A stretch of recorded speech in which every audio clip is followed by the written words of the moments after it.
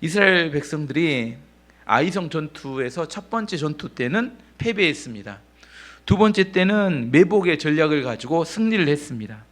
아이성 전투에서 승리하고 난 다음에 여호수아는 잠시 전쟁을 멈추고 이스라엘 모든 백성을 데리고 그리심산과 에발산으로 데리고 가서 예배를 드렸습니다. 지난주 예배 드린 이야기 했었습니다. 그것은 하나님께서 신명기 27장에 모세를 통하여 명령하신 것이었습니다. 가나안 땅에 들어갔을 때 너희는 그리심산과 에발산에 가서 6지파씩 산으로 올라간 다음에 그 중앙에서 레위 지파가 말씀을 선포하면 뭐라고요? 아멘 이렇게 화답하라고 이야기를 했습니다. 근데 그때 이스라엘 백성들이 최소 몇 명이나 됐어요? 200만 명 정도 되는 사람이 한꺼번에 아멘 하면 그 아멘의 그 위력과 능력이 어땠을까요? 우리가 뭘 보면 하냐면 우리가 2002년 월드컵 때 길거리 응원할 때 대한민국을 뭐 10,000명도 아니죠. 모인 사람들이 몇십만 명만 돼도 대한민국 외치면 그 감동과 전율은 상상을 초월합니다. 여기 교회 모인 성도 한 100명도 안 되지만 이 사람들이 한꺼번에 아멘 하면 은혜가 돼요. 마찬가지로 근데 200만이 한꺼번에 아멘 할 때 그 감동과 전율은 아마 상상을 초월했을 거라고 생각합니다. 제가 야구장 가면 이렇게 요즘 응원하면 재밌다고 했습니다. 응원단장이 이렇게 이끌면 율동과 응원가를 함께 부릅니다.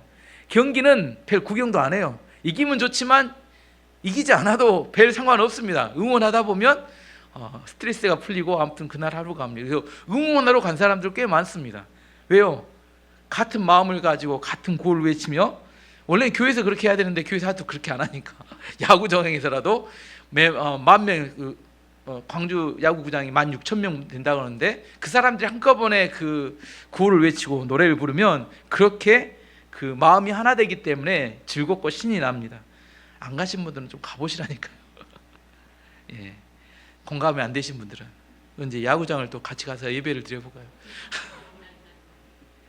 어쨌든 200만 명이 아멘하며 그렇게 함께 구호를 외칠 때 감동의 시간이었습니다.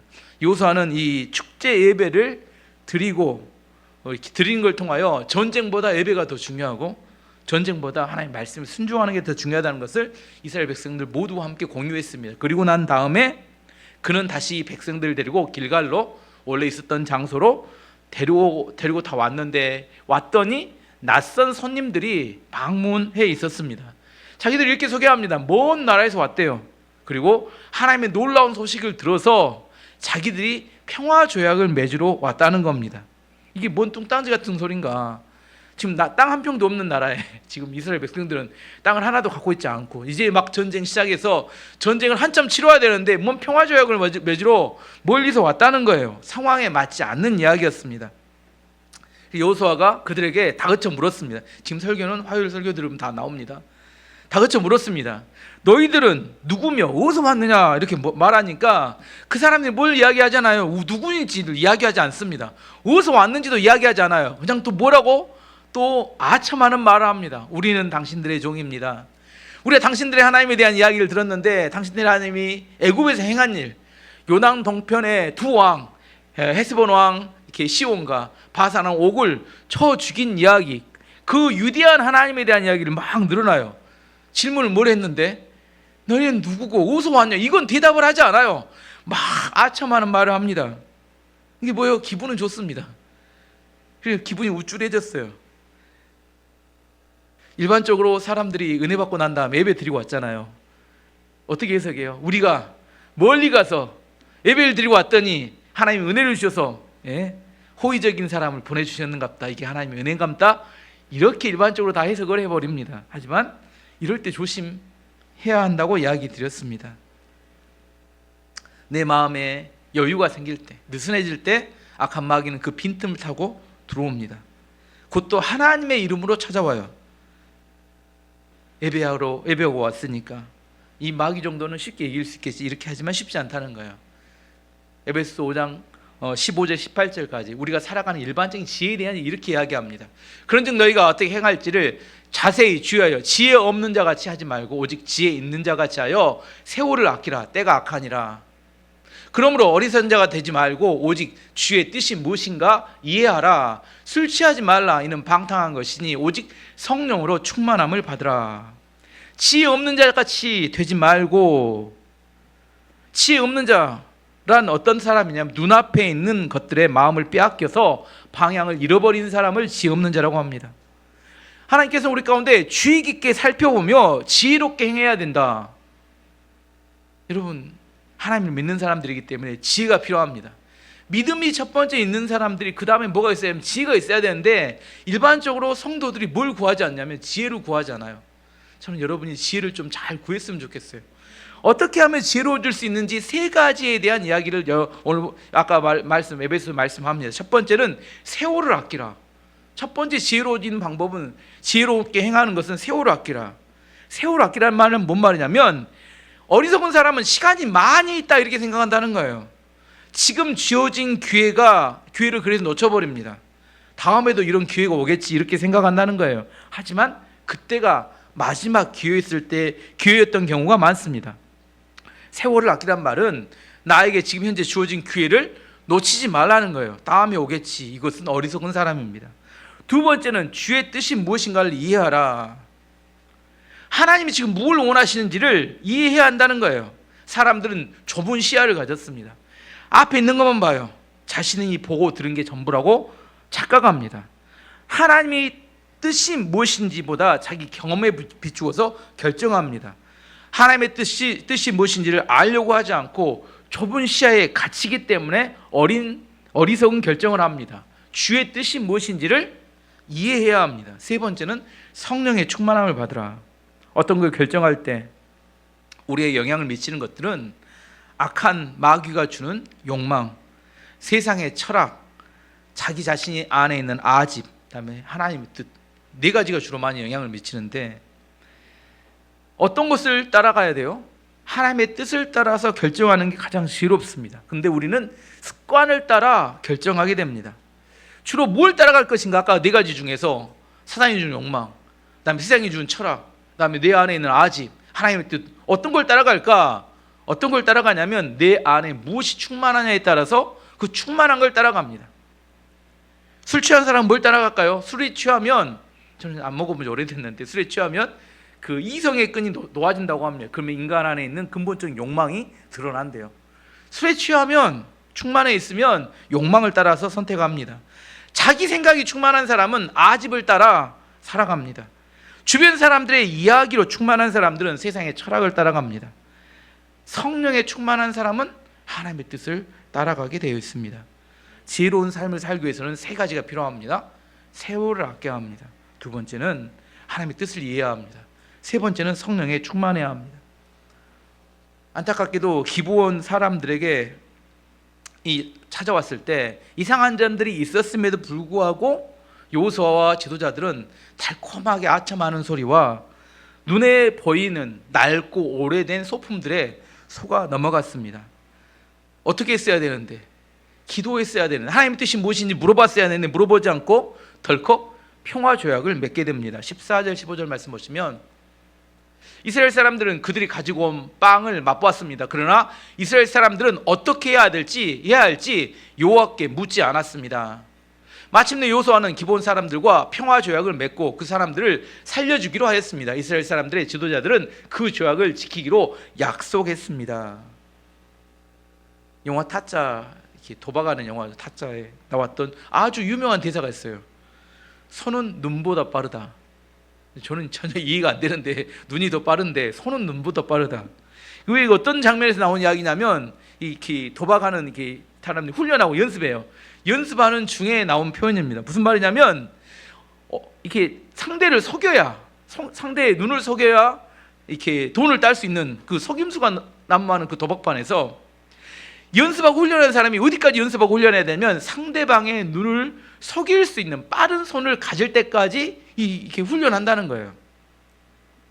무슨 의미냐면 사기꾼들의 목표는 뭐예요? 뭘 속이는 게 목표예요? 예, 상대방의 눈을 속이는 게 사기꾼들의 목표다니까요. 내가 봤다 이렇게 확신이 들도록 만들어서 어떻게 해요? 자기 전 재산을 투자가 아니에요. 투기에 판돈을 걸면 그것을 다 따가는 게 목표입니다. 뭘 속여야 돼요? 상대방의 눈을 속여야 합니다. 사기꾼들은 상대방의 눈을 속일 수 있는 빠른 손을 준비하게 된다는 겁니다. 본다는 건 오감을 말하죠. 우리 오감, 느끼는 거. 여자분들은 오감 말고 또 하나 있어요. 육감이라고 또 있습니다. 남자들에게 없는 탁월한 감각입니다. 남자들은 아무리 오랜 시간 설명해도 모르는 것을 여자들은 어떻게 말아요? 척 보면 합니다. 여기 사람들이 딱 모였는데 척 보면 누가 담임 목사인지 알고, 척 보면 어떤 사람이 어떤 마음을 먹고 있는지 알고, 여자들은 척 보면 알아요. 그래서 뭘 투자할 때 부동산 주식이든지 여자들이 더 잘한다고 합니다. 왜요? 척 보면 아니까. 남자들은 거짓말 피우다가 다 돈 날리게 돼 있는데 여자들은 척 보면 압니다. 뭐 때문에? 오감 다음에 육감 때문에. 그런데 문제는 뭐냐면 항상 맞는 게 아니라는 거예요. 육감이 90% 맞아, 대부분 맞아요. 근데 안 맞는 그 10%에 큰 사고를 칩니다. 마지막 그 육감을 믿다가 그 큰 사고를 치면서 그동안 맞았던 모든 것까지 싹 한꺼번에 다 날려버리고 이렇게 만듭니다. 우리가 감각하는 오감, 그리고 여자분들에게 뛰어난 육감보다 더 중요한 것은 영감이에요. 영감, 영적인 감각, 하나님에 대한 감각, 하나님이 무엇을 원하시는지를 아는 것, 악한 마귀가 지금 어떻게 공격할지를 아는 것, 어떤 준비를 하여야 마귀의 공격을 차단하고 하나님의 뜻을 이룰지를 아는 영감이 필요합니다. 부모님들이 자식들에게 공부를 시킵니다. 지성훈련을 시키는 거죠. 좋은 관계를 통해서 감성훈련을 시킵니다. 하지만 하나님에 대한 감각, 영성훈련을 시키는데 돈과 시간을 투자하지 않습니다. 영적인 감각이 훈련되어야 하나님이 주신 축복과 은혜를 받을 수 있는데, 요셉과 다니엘은 영성훈련을 통해서 하나님 앞에 훌륭하게 쓰임받는 사람이 되었어요. 뭘 훈련시켜야 된다고요? 하나님에 대한 영적인 감각을 훈련시켜야 합니다. 근데 부모도 잘 몰라 영적인 감각이 뭔지. 어떻게 가르쳐? 알아야 가르치죠. 뭔 말 아시겠죠? 영적인 감각이 있어야 오판하지 않는데, 지금 여호수아가 지금 속이러 왔던 사람들에게 꼼짝없이 속아 넘어가 버렸다는 겁니다. 자, 본문으로 다시 돌아와서 평화의 도약이 체결된 지 3일 후에 이스라엘 백성들이 기브온 사람들에게 속았다는 사실을 알게 되었습니다. 16절 17절 말씀 보시면, 3일 후 이스라엘 사람들은 기브온 사람들이 가까운 곳에 살고 있다는 것을 알게 되었습니다. 그래서 이스라엘 사람들은 그들이 살고 있는 곳으로 갔습니다. 이스라엘 사람들은 3일 만에 그들이 사는 성에 도착했습니다. 그 성의 이름은 기브온과 그비라와 브에롯과 기랏 여아림이었습니다. 왜 이런 어리석은 속고 난 다음에 여호수아는 충격받았을 겁니다. 또 속았구나, 또 기도하지 않다가, 항상 또 있는 일이니까.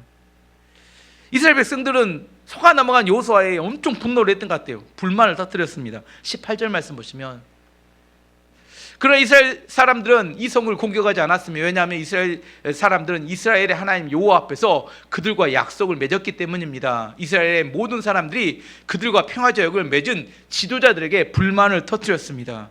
왜 이런 어리석은 결정을 했느냐? 지도자들이라면 최소한 책임감 가지고 잘 해야지 왜 속아 넘어갔느냐? 여호수아도 난감했을 겁니다. 잘해보려고 한 건데, 잘해보려고 하지만 외적인 그들의 모습과 달콤한 이렇게 칭찬에 마음을 빼앗겨서 평화조약을 맺고 말았습니다. 누군가 여러분을 속이려고 작정하고 찾아오면 벗어나는 거 쉽지 않습니다. 이유 없이 예쁜 여자, 젊은 여자가 저를 좋아해요. 왜 좋아할까요? 저도 잘 모르죠. 그런 경우가 없으니까. 하지만 왜 그래요? 뭔가 이익을 얻으려고 그러는 거지 다른 이유가 있겠어요? 그렇지 않겠습니까? 속아 넘어가면 안 됩니다. 이런 행운이 그런 행운이 아니에요. 그 행운이라고 생각하면 속아 넘어가죠. 뭔 말 아시겠죠? 젊고 잘생긴 남자가 왜 여러분에게 접근을 합니까? 이유가 없는 겁니다. 그럴 일은 발생하지 않아요. 뭔가 이익을 얻기 위해서 다가오는 거지 다른 이유는 없는 겁니다. 세계 2차 세계대전 때 영국, 미국과 함께 서방의 국가들이 독일, 이탈리아, 일본과 이렇게 전쟁을 한 겁니다. 전쟁을 했어요. 그런데 전쟁이 하도 치열하니까 너무 버거우니까 이 연합군이, 서방의 연합군이 소련의 스탈린과 손을 잡습니다. 스탈린 그 당시에 소련을 공산화하기 위해서 수십만 명을 죽였고 인권을 유린한 독재자였습니다. 그때 루즈벨트 대통령이 이런 말을 합니다. 이 다리를 건널 수만 있다면 악마와도 손을 잡겠다. 그래서 너무 상황이 긴박했기 때문에 소련의 스탈린과 손을 잡아서 이렇게 나머지 독일, 일본, 이탈리아를 물리치게 됐습니다. 하지만 그 후에 대가는 너무 컸어요. 2차 세계대전이 끝날 무렵에 영국의 처칠 수상이 이런 이야기를 했습니다. 스탈린의 공산주의는 독일의 히틀러의 파시즘 못지않게 매우 무섭고 위험한 것이다. 공산주의에 대한 위험을 경고했습니다. 어쨌든 2차 세계대전이 끝나고 난 다음에 10여 년 사이에 중국, 동유럽, 동남아시아, 중남미까지 전 세계 공산국가가 확립되어서 공산 정권이 확립됐습니다. 1960년 초반에 전 세계 지도를 펼치면 3분의 1이 공산국가가 되고 말았습니다. 왜 그랬어요? 잘못된 선택이 파시즘이 무서워서 히틀러를 무너뜨리려고 했는데 오히려 스탈린의 공산주의가 전 세계를 장악하도록 만들었습니다. 사실 그 피해 나라 중에 하나 우리나라죠. 남과 북이 갈린 것도 그때 손잡았기 때문에 그게 우리나라에도 영향을 미친 겁니다. 여호수아가 비록 속아서 평화제약을 맺었지만 여호수아는 그럼에도 불구하고 그 약속은 지켜야 된다 이렇게 이야기를 했어요. 19절에서 21절 말씀까지 보시면, 그러나 지도자들은 이렇게 말했습니다. 우리는 우리 하나님 여호와 앞에서 그들과 약속을 했기 때문에 지금은 그들을 공격할 수 없어. 우리는 그들을 살려주어야 하오. 여호와 앞에서 맺은 조약을 어겨 하나님의 노여움이 우리에게 미치도록 해서는 안 돼요. 그들을 살려주시오. 그러나 그들은 이스라엘 백성들을 위해 나무를 베고 물을 길러주는 종이 될 것이오. 이렇게 해서 이스라엘 지도자들은 기브온 사람들과 맺은 조약을 지켰습니다. 왜 평화조약을 지켜야 된다고 여호수아가 강력하게 주장했습니까? 두 가지 이유가 있는데, 첫 번째는 약속을 하나님 앞에서 했기 때문입니다. 아무리 속아서 한 약속이어도 하나님 앞에서 한 약속이기 때문에 지켜야 된다. 두 번째는 그 약속을 지키지 않으면 하나님께서 분노하시고 심판하실 것이다 이렇게 이야기했어요. 실제 이스라엘 역사 가운데 기브온 사람들을 학살했다가 하나님께서 재앙을 이스라엘에 내린 역사가 있습니다. 사무엘상 21장을 보면 사울 왕이 기브온 사람들을 학살했어요. 왜? 이스라엘 민족을 위해서 학살했습니다. 근데 그것 때문에 다윗 왕 때 3년 동안 기근이 들었습니다. 그래서 다윗 왕이 하나님께 엎드려 기도했어요. 이런 것이 영감이 있는 사람입니다. 기도할 때는 하나님께서 그 이유를 알려주셨어요. 사울 왕이 기브온 사람을 학대했기 때문이다. 사무엘하 21장 1절 2절 말씀 보시면, 다윗의 시대에 해를 거듭하여 3년 기근이 있으므로 다윗이 여호와 앞에 간구하매 여호와께서 이르시되 이는 사울의 피를 흘린 그의 집으로 말미암음이니 그가 기브온 사람을 죽였음이니라 하시니라. 기브온 사람은 이스라엘 족속이 아니요 그들은 아모리 사람 중에서 남은 자라. 이스라엘 족속들이 전에 그들에게 맹세할 건 언제 맹세했을까요? 오늘 본문에 나온 여호수아 9장에 맹세한 이야기를 하나님이 다윗 시대에 이야기하는 걸, 맹세할 것은 사울이 이스라엘과 유다 족속을 위하여 열심히 있으며, 사울이 다른 거 아니라 이스라엘 족속과 유다 족속을 위해서 열심을 내서 그들을 죽이고자 하였더라. 이에 왕이 기브온 사람들을 불러 그들에게 물으니라. 다윗 왕이 그래서 이제 기근이 심해지니까 기브온 사람을 불러들였습니다. 어떻게 하면 이 원한이 풀릴 수 있을지를 알려달라고 물어봅니다. 그러자 기브온 사람들이 사울 왕의 친족 7명을 죽일 수 있도록 내어주면 그렇게 해달라고 요청합니다. 사무엘하 21장 5절 6절 말씀 보시면, 그들이 왕께 아뢰되 우리를 학살하였고 또 우리를 멸하여 이스라엘 영토 내에서 머물지 못하게 하려고 모의한 사람, 사울이죠. 예, 자손 7사람을 우리에게 내주소서. 여호와께서 택하신 사울의 고을 기브아에서 우리가 그들을 여호와 앞에서 목매어 달겠나이다 하니 왕이 이르되 내가 내주리라 하니라. 이렇게 7명이 죽은 다음에 기근이 멈추었습니다. 하나님께서는 매우 약속을 귀하게 여기신다는 거예요. 여호수아 시대에서 다윗 시대까지는 수백 년이 지난 이야기입니다. 여호수아 시대에 여호수아가 기브온 사람들과 언약을 맺었어요. 근데 그 언약을 하나님께서는 수백 년 후에 다윗 시대, 사울 왕 시대에 그 학살한 것을 그 언약에 빗대어서 하나님께서 하나님 앞에 했던 언약을 반드시 지켜야 되는데 지키지 않았다고 사울왕의 친척들을 심판하시는 이야기가 성경에 기록되어 있다는 겁니다. 하나님은 약속을 귀하게 여기십니다. 여러분이 하나님께 받은 약속을 귀하게 여기시고 하나님께 반드시 지키실 걸 믿으시기 바랍니다. 어쨌든 여호수아는 기브온 사람들 다시 불러서 왜 이렇게 속였는지를 따져 물었습니다. 22절 말씀 보시면 여호수아는 기브온 사람들을 불러와 물어보았습니다. 당신들 왜 우리에게 거짓말을 했소? 당신들의 땅은 우리의 진에서 가깝소. 그런데 당신들은 우리에게 아주 먼 나라에서 왔다고 말했소. 이렇게 물어봤어요. 왜 거짓말을 했냐 물어봤는데 기브온 사람들 입에서 엄청나고 놀라운 믿음의 고백을 듣게 됩니다. 그게 오늘 본문의 가장 중요한 말씀인데 이게 24절, 25절 말씀입니다.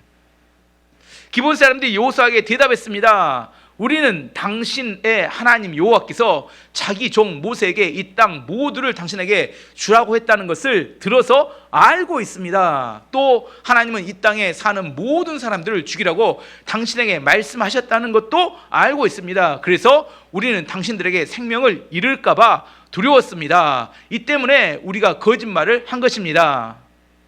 이제는 당신 좋으실 대로 하십시오. 우리는 당신의 손 안에 있습니다.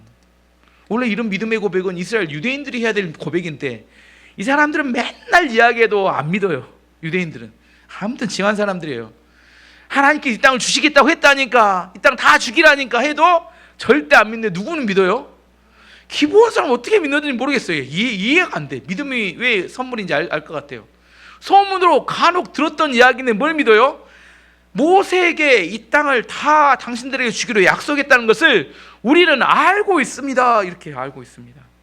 이 땅의 모든 사람을 하나님께서 다 주기라고 했다는 것을 우리는 알고 있습니다. 그리고 이 약속이 반드시 이루어진다는 것도 우리는 알고 있었기 때문에 그것이 두려워서 거짓말을 했습니다. 이제 우리는 당신들의 종이니까 당신들이 마음대로 처분해 주세요. 이게 엄청난 믿음의 고백을 하는 겁니다. 과연 이 기브온 사람들의 믿음의 고백의 근거는 뭐였을까요? 어떻게 생명을 걸고 이렇게 믿음을 가질 수 있었을까? 소문으로 들었지만 하나님에 대해서 정확히 알고 있었다는 겁니다. 그들은 들었던 정확한 하나님에 대한 지식을 바탕으로 약속을 믿고 그들이 행동하고 움직였어요. 꼭 이 기브온 사람들은 여리고성의 기생 라합과 똑같은 동일한 믿음의 고백을 하였습니다. 아주 오래된 회화입니다. 미국의 어떤 교회 앞에 술집이 하나 있었대요. 술집이 있으니까 맨날 술 먹는 사람들이 술 취해서 나오겠잖아요. 그리고 맨날 시끄러운 음악, 술집은 항상 음악이 시끄럽잖아요. 시끄러운 음악이 들리니까 교인들이 날마다 기도했답니다. 어떻게 하라고? 술집이 문을 닫게 해달라고 맨날 기도했답니다. 근데 실제로 술집이 문을 닫게 됐어요. 근데 술집 주인이 교회를 경찰서에 고소를 했습니다. 고소의 내용이 이런 겁니다. 교회 사람들이 매일처럼 자기 술집 망하라고 기도해서 술집이 망했으니까 손해배상을 해달라 이렇게 요청을 했습니다. 법원에서 재판을 하는데 이 교회 대표 장로님이 가셨겠죠. 목사는 안 가고 장로님이라고 제가 하겠습니다. 장로님이 가서 증언합니다. 뭐라고 증언해요? 기도한다고 술집이 망한답니까? 장사를 못하니까 망한 것이죠. 뭐 했다고 망했다고요? 기도한다고 술집이 망한답니까? 누구 믿음이 더 좋은 거예요? 술집 주인 믿음이 더 좋은 겁니까? 아니면 장로님 믿음이 더 좋은 겁니까? 꼭 이런 거와 똑같다는 거예요. 지금 정작 믿음을 가져야 될 이스라엘 백성들은 그 말씀에 대한 믿음도 갖지 못하는데 주워들었던 이 가나안 족속이었던 기브온 사람들은 어떻게 그 믿음을 가졌느냐. 그 믿음을 철석같이 믿고 자기 가나안 족속을 배신하고 연합군에 들어가지도 않고 평화적을 매도 다 이렇게 생명을 걸고 쫓아왔다는 거예요. 참 미안하죠. 누가 들었는지 이게 중요하지 않아요.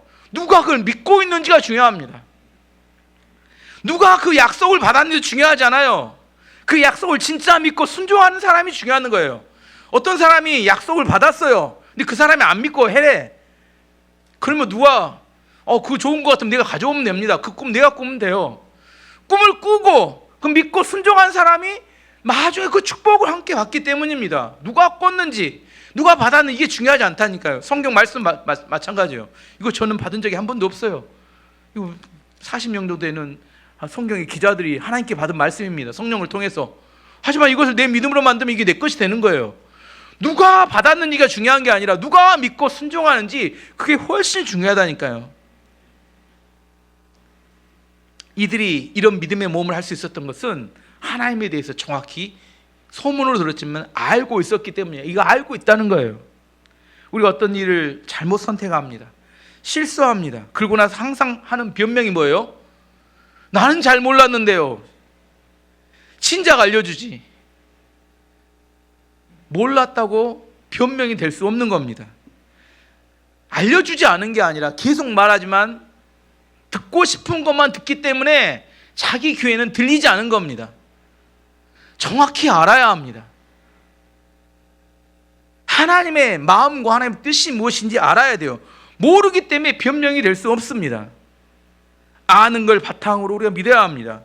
호세아 6장 3절을 우리에게 이렇게 이야기합니다. 그러므로 우리가 여호와를 알자, 힘써 여호와를 알자. 그의 나타나심은 새벽빛같이 어김없나니 비와 같이 땅을 적시는 늦은 비와 같이 우리에게 임하시리라 하니라. 여호와를 알되 어떻게 알아요? 힘써 알자. 이렇게 호세아는 외치고 이야기합니다. 하나님을 모르기 때문에 이 백성이 망한다는 거예요. 묵시가 없는 백성이 방령되게 행한다. 이 호세아가 이야기한 이야기입니다. 하나님의 약속이 무엇인지 알아야 합니다. 마귀의 괴계가 무엇인지 알아야 합니다. 성령 충만이 무엇인지 알아야 돼요. 모르기 때문에 영적 전쟁에서 판판이 무너지고 지고 패배하는 겁니다. 아셔야 합니다. 모르는 것은, 아버지 내가 내 안에 모르기 때문에 무너졌다는 것은 변명이 될 수 없다는 사실을 알아야 합니다. 다시 본문으로 돌아가서 그 이후에 그러면 기브온 사람들은 이스라엘 백성들 안에서 어떻게 되었을까? 마지막으로 하는 이야기입니다. 그들이 고백한 것처럼 이들은 이스라엘의 종이 됩니다. 26절, 27절 말씀 보시면, 그래야 여호수아는 그들의 목숨을 살려주었습니다. 여호수아는 이스라엘 사람들이 그들을 죽이지 못하게 했습니다. 여호수아는 기브온 사람들을 이스라엘 사람들의 종으로 삼았습니다. 그들은 이스라엘 사람들 위에 나무를 베고 물을 길렀습니다. 그들은 여호와께서 선택하신 곳에 제단을 위에 나무를 베고 물을 길렀으며 지금까지도 그 일을 하고 있습니다. 이스라엘 사람들 아래서 허드렛 일을 하는 종으로 대대손손이 살게 되었습니다. 시작은 이들은 아주 비굴하고 비참하게 시작했습니다. 하지만 시간이 점점 가면서 이들은 달라져 갑니다.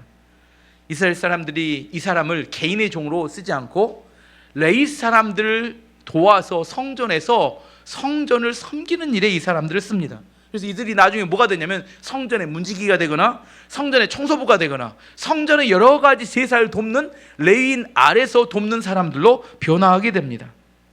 비서가 있는데 비서라고 다 같은 비서가 아닙니다. 대기업의 회장님의 비서는 다른 부서의 부장님이나 과장님보다 훨씬 영향이 큽니다. 대통령의 비서실장은 우리나라 실제적으로 서열 2위라고, 권력 서열 2위라고 이야기해도 틀리지 않습니다. 비서라고 같은 비서가 아닙니다. 허드렛 일을 하지만 누구의 종이 됐어요? 하나님의 종이 돼서 성전에 섬기는 일을 하게 되었습니다. 이들은 레위인을 섬기며 돕는 사람이 되었고, 이 사람들을 뭐라고 나중에 불러요? 느디님 사람들이라고 이 사람들을 불리게 됩니다. 다윗 이후로 이 사람들을, 기브온 사람들 느디님 사람들이라고, 잘 모른가요?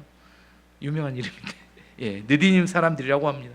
에스라 8장 20절 말씀 보시면, 다윗과 방백들이 레위 사람을 섬기라고 준 느디님 사람 중 성전 일꾼은 220명이었는데 그들은 모두 지명받은 이들이었더라. 이 레위 사람들을 섬기는 사람, 느디님 사람들이 원래 그 조상들이 기브온 사람들이었습니다. 기브온 사람들이 이스라엘 안에서 종으로 섬겼는데 나중에 성전의 레위인들을 돕고 섬기다가 성전의 문지기나 성전을 지키는 자들로 이들이 바뀌었습니다.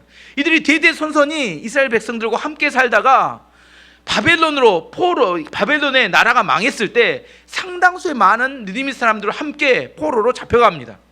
그리고 이들이 포로로 살다가 70년이 지나고 오랜 기간이 지난 후에 포로 귀환을 하는데 100만 명이 이스라엘 유대인들이 바벨론에 사는 중에 5만 명 정도 돌아오는데 이 5만 명 안에 상당수의 느디님 사람들이 돌아와요. 역대상 9장 1절 2절 말씀 보시면 온 이스라엘이 그 계보대로 계수하여 그들은 이스라엘 왕조 실록에 기록되니라. 유다가 범죄함으로 말미암아 바벨론으로 사로잡혀 갔더니 그들의 땅 안에 있는 성읍에 처음으로 다시 돌아와서 거주한 이스라엘 사람들은 제사장들과 레위 사람들과 느디님 사람들이라. 유대인도 대부분의 사람은 돌아오지 않았어요. 바벨론이 편하고 좋으니까. 이제 완전히 망해버린 이스라엘로 돌아올 이유가 없었다, 그렇게 생각했던 것 같아요. 다시 회복되기 어렵다. 근데 느디님 사람은 유대인들이 아니잖아요. 이스라엘 사람들은 아닌데 이들이 돌아와도 좋은 대접. 이들이 직업은 뭐예요? 돌아오면 뭐 할까요? 종입니다.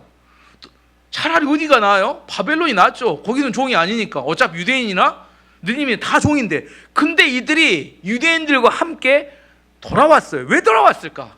가장 중요한 질문이 왜 돌아왔을까? 이들이 성전에서 대대손손이 섬기면서 뭘 깨달았어요? 하나님에 대해 믿음이 생긴 겁니다. 하나님을 섬기며 예배드리는 게 얼마나 귀한지를 깨달은 거예요. 종이어도 어디서 하는 게 낫다는 거예요. 하나님의 성전에서, 예루살렘에서 하나님의 성전을 섬기며 살아가는 것이 행복이고 축복이었다는 걸 알게 된 겁니다. 성전에서 종으로 섬기지만 그 종으로 섬기는 중에, 예배 중에 뭘 깨달아요? 하나님의 나라에 대한 꿈과 하나님에 대한 비전, 예루살렘의 회복에 대한 꿈을 꾸게 된 겁니다. 이들 마음가운데 그런 비전과 꿈이 없었다면 돌아올 이유가 하나도 없어요. 유대인들이야 자기 고국이니까 돌아오지만 느디님 사람들은 인간적으로 생각했을 때는 돌아올 이유가 없어요. 이들은 종일 뿐이에요. 근데 많은 유대인들이, 많은 느디님 사람들이 포로 귀환할 때 그들이 선택적으로 희생과 헌신을 결정하고 편한 길이 아니라 그 예배를 세우기 위해서, 예루살렘 성전을 회복하기 위해서 다시 돌아왔다는 겁니다. 이들에게 뭐가 있었어요? 믿음이 있었고 꿈이 있었습니다. 하나님 나라에 대한 비전이 그들 안에 있었던 겁니다. 구약시대에도 어느 민족이냐가 중요한 게 아니라 어떤 믿음을 가졌는지가 훨씬 더 중요합니다.